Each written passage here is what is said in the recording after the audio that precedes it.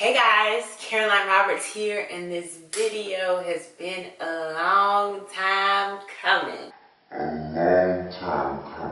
So, okay, I've been wanting to do this video for a long time, but I don't know why I didn't do it. When I first came out public sharing my story and when I first began writing, I shared that God told me who my husband was. Okay, so I shared that and I have a whole book about it. I think I wrote about it in 2 of my books. But if you were in that situation, first of all, where you're trying to figure out, did God tell me who my husband was? Can God tell me? And you're going through all this, check out my book, The One Revealed. I'm going to pop a picture of it right here so you can visualize how it looks, the cover. But yeah, I'll put the link below if you want to purchase it.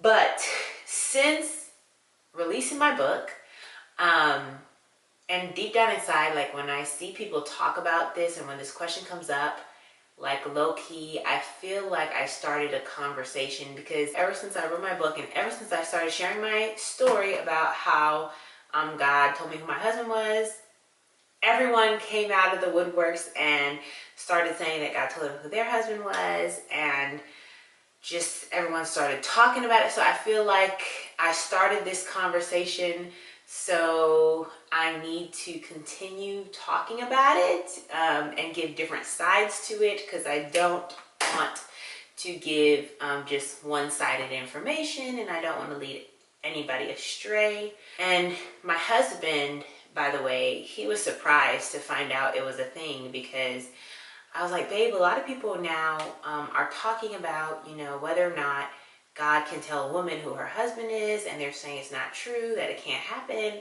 And he was surprised. He's like, what? Like, that's a thing? People are talking about that. He's like, why wouldn't God tell you who your husband is? So I do not believe that God would withhold any information from you unless he had a reason to, unless it's to protect you. I got believers, brothers and sisters in Christ, walking around talking about how God told you to make a left on the street. God told you to wear this outfit today. God told you what school to go to. God told you what your purpose was. God told you all of this, but God cannot tell you which spouse you should marry. He doesn't have an opinion on that. Or God cannot tell you anything about your future, like who your husband's going to be. He can tell you everything else about your future. He can tell you how many kids you're going to have. He can tell you the name of your kids. He can tell you everything. But for some reason, God cannot tell you who your husband is going to be or who you should be in a relationship with. Like, that doesn't make sense to me. If every other second you're going to say, God told you this, God told you that, but you don't believe that God could tell you, who your spouse is going to be, why not? Why not? I just don't get it. And I think that the problem is because a lot of people have idolized the marriage.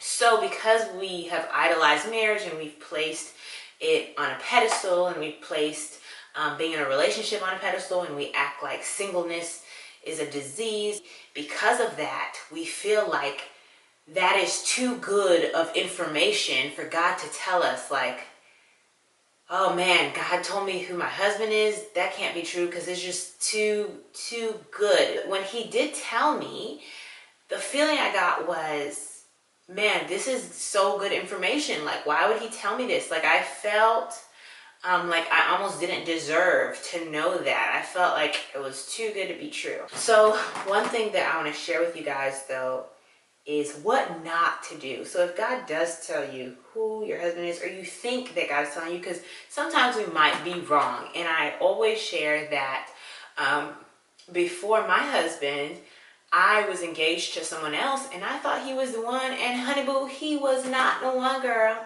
He wasn't it. He wasn't it. So sometimes we can be wrong.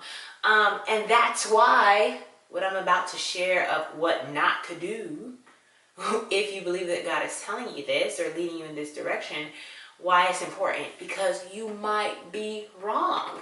And in my book, I share the way you know that what God says is true is because it will be true. It'll come to pass. It'll happen. And when, the whole thing played out and everything was orchestrated, and the Lord brought my husband and I back together, and I didn't say anything. He came to me saying that the Lord revealed to him that I was going to be his wife, and that didn't creep me out or anything. And when you feel like God is telling you something, and this doesn't even just relate to God telling you who your husband is. I'm talking about everything. I'm talking about vision. I'm talking about purpose. Whatever he has revealed to you, honey, boo. Pray about it. Pray about it. Seek confirmation on it. Make sure that you're hearing from him. Continue to pray about it. But one thing you do not want to do is go and tell that person, for example, in this situation where we're talking about, okay, you believe God told you who your husband is. Do not go to that man.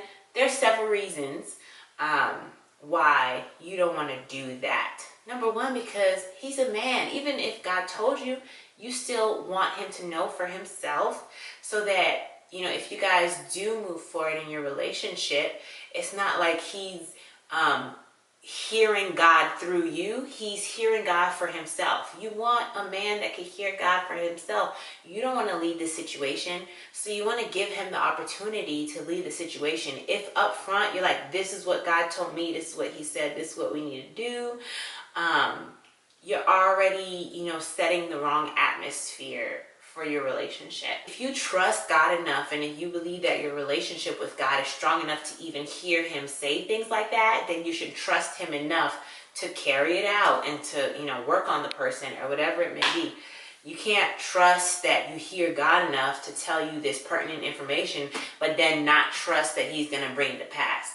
It don't make sense, honey boo. It don't make sense. The next thing that you do not want to do is tell other people, because they gonna think you crazy, and then you're gonna feel crazy, and then you're gonna be confused, and you're gonna be stressed out. People still think I'm crazy because of what I said, but during that season, I probably only told like one person or two people, those who are very close to me, that I could trust. But I did not go around, large groups of people, or just telling random people in my church, God told me who my husband was, or all this stuff. They're gonna think you're crazy, and then it's gonna influence you. You just want to stay focused, okay? There's still work to do. Just because God gives you information about your future doesn't mean that everything happening in your life right now is going to be put on hold. You still got stuff to do. You still got to serve. You still got to grow. I don't want to say don't pray for the guy, but if you want to pray, pray once and believe that it is done. Some of y'all are out here praying and praying and praying, and he's already engaged to someone else, and you confused, and you still praying for this, bruh. Like, there are several things wrong with that. You're continuing to pray because you probably didn't believe the prayer worked the first time. And second of all, you're getting into like this controlling mindset that if you think that, you pray hard enough, that what God said might come true. If it's God's will, it's going to come true, honey. I prayed like in general before I got married. I prayed for like my future husband. I didn't specifically know who that was. But when the Lord revealed to me that Cal was going to be my husband, I prayed for him a few times, but I wasn't praying for him like all the time because I was still single. I wasn't his wife yet, and I trusted God, like even outside of my prayers. God knew what my husband needed. God was going to do what he was going to do. Try not to get so obsessive. Don't be obsessive about it. That's where the enemy will get you. The obsession. Maybe he was supposed to be your husband, but the moment you decided to obsess over him and make him an idol, God can say, okay, not anymore, boo-boo. this ain't gonna be it. You need more time to develop. You too focused on this dude right now. I still got work for you to do. Do not create an idol out of the promise that God has given you, out of the word he's given you. God is still number one. I remember that when the Lord shared with me about my future and gave me this glimpse, I was in a season where I had a purity ring. I did not want to be in a relationship. I was like so content in the Lord. I was so focused on God. I was focused on school. I was just like, nope. But then he came and interrupted my plans. But it wasn't until like my husband literally asked me for us to start courting, and he made that step. That's when I let my guard down a little, and I was like, okay, I can start making this kind of a priority. I can start focusing on this a little bit because, you know, it's legitimate. Like he asked me, you know, if we can, you know, pursue one another, if we can pursue this relationship together. But until he were to ask me that, I'm still single. I'm still focused on the Lord. You know, I'm still focused on whatever he has me to do. I'm not obsessing over this. What is another thing? Okay, sis, I love you. I hate seeing my sister's heartbroken over this specific topic. Okay, first of all, if he went and got engaged and he got married, just take it as, God, maybe I didn't hear you right. It's okay. Do not focus on an engaged man. Do not focus on a married man, because the enemy is going to use you to do something you shouldn't be doing. Just let it go. It's okay. Just let it go. Just let it go. You believe God told you this, but he's engaged. He's married.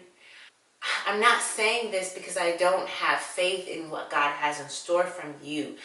I have seen too many of my sisters, and I don't know why, but God has just placed me in situations where I'm always able to view what's going on. So I've seen multiple of my sisters believe that God told them, you know, who this person is going to be.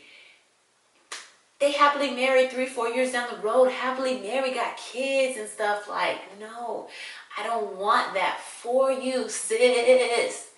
And then you got someone else, you here focus on the guy who's engaged, married. You're sticking to this idea that this is who God told me who my husband is. And then you got a nice man of God who's trying to get to know you, you know, but he's like a good suitor, but you're not even, your eyes are closed off to him. You're not even realizing what God is trying to do in front of you and in your life now, because you're clinging onto this. If you're clinging onto it that tightly, okay, this is an idol. Just relax, just relax, just relax. Just trust the Lord. He's sovereign in everything. It's okay to admit sometimes that you're wrong. It's okay to admit, maybe I didn't hear God right. That's why don't share it with other people, because you don't want to ruin your witness and look crazy. But sometimes God is not going to come out with signs in the sky and tell you everything. You have to trust your instinct that you have the Holy Spirit living on the inside of you, and he's going to lead you to make right and wise decisions. So it's okay to talk to someone, get to know someone that, you know, would be a good choice, even if you didn't get a big sign from heaven. With my situation, okay, God speaks to everyone differently. God speaks to me in signs and dreams, but maybe God doesn't want to communicate to you like that, or maybe that's just not even your language with him and you don't understand that yet. So it's important that you learn how to hear God's voice and how he speaks to you. But yeah, God, he just speaks to me in that way. So that's my own experience, but it may not be your experience. So just go with wisdom. Stop ignoring the good guy you have here because you're focused on this guy who's already been married for 3 years, but you're hanging on to this promise. You're hanging out and you're confused and you're stressed out and you're crying and you're sad, and I hate to see it. It breaks my heart, because God is not a God of confusion. You think he wants you to be just depressed all the time, focus on this one thing? He has a better plan for you, sis. So yeah, and then I guess my last thing, do not do this. Don't rearrange your whole entire life around this person.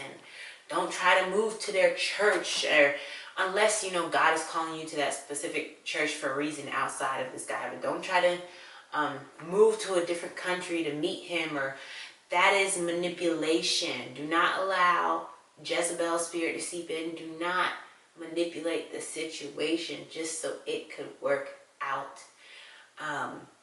Just chill.